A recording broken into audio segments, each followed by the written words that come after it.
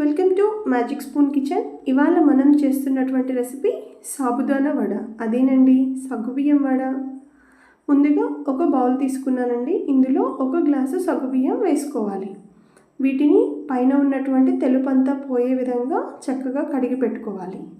ఏ గ్లాస్తో అయితే మనం సగ్గుబియ్యం తీసుకుంటున్నామో అదే గ్లాస్తోన 1.5 గ్లాస్ వాటర్ పోసి వీటిని 6 గంటల పాటు మనం నానబెట్టుకోవాలి. 6 గంటల తర్వాత చూస్తే నేను వీడియోలో చూపిస్తున్నటువంటి విధంగా నీరంతా కూడా పీల్చేసుకొని ఇలా సాబుదానా అనేది రెడీ అవుతుంది. ఇందులోన 3 ఆలుగడ్డలను ఉడికించుకొని పొట్టు తీసినవి వేసుకోవాలి.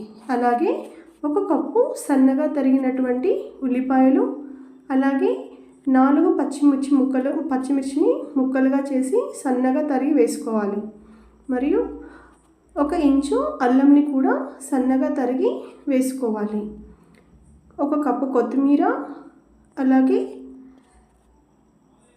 1 టేబుల్ స్పూన్ గరం మసాలా, రుచికి సరిపడినటువంటి సాల్ట్ ఇందులో వేసుకోవాలి.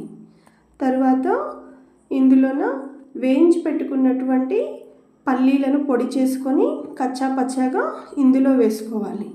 ఇప్పుడు వీటన్నింటినీ కూడా చక్కగా కలిసే విధంగా కలుపుకోవాలి.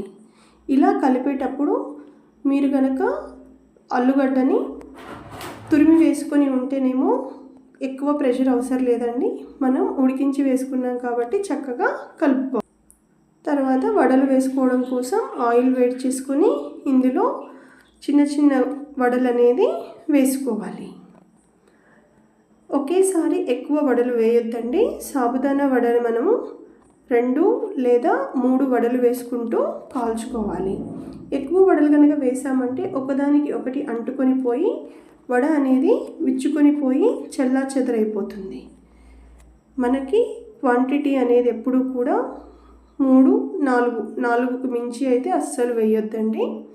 ఇలా వేసి వీటిని చాలా జాగ్రత్తగా తిప్పుకుంటూ గోల్డెన్ బ్రౌన్ కలర్ వచ్చేంత వరకు మనం మీడియం ఫ్లేమ్లోన ఫ్రై చేసుకుంటూ రావాలి. సాబుదానా వడ మొదటిగా వేసేటప్పుడు ఆయిల్ అనేది చాలా వేడిగా ఉండాలండి. వేసిన తర్వాత ఫ్లేమ్ని మోడరేట్గా పెట్టుకొని కాల్చుకోవాలి. ఇలా కాల్చుకున్నప్పుడే లోపలంతా కూడా చక్కగా కాలుతాయి. చూసారు కదండి, నేను వీడియోలో చూపిస్తున్నట్టు వడ ఎంత క్రిస్పీగాను మరియు బ్రౌన్ కలర్లోనూ చాలా చక్కగా వచ్చిందండి. మీరు కూడా ట్రై చేయండి. Thank you for watching. Please like, share and subscribe.